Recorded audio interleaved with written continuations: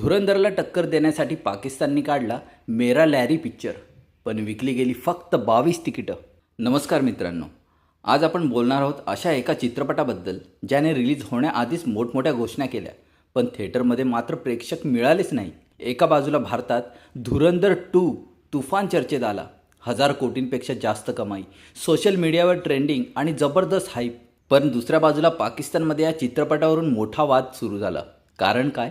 धुरंधरची story base होती कराचीच्या Larry भागावर आणि तिथून चालवल्या जाणाऱ्या ऑपरेशन्सवर.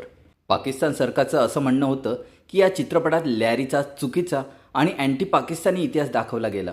मग सुरू झाला डॅमेज कंट्रोल. याचं उत्तर म्हणून पाकिस्तानमध्ये बनवण्यात आला एक चित्रपट मेरा लॅरी. हा चित्रपट 2 मुलींच्या आयुष्यावर आधारित होता, ज्या फुटबॉल प्लेअर बनण्याचं स्वप्न पूर्ण करण्यासाठी समाजाशी लढतात.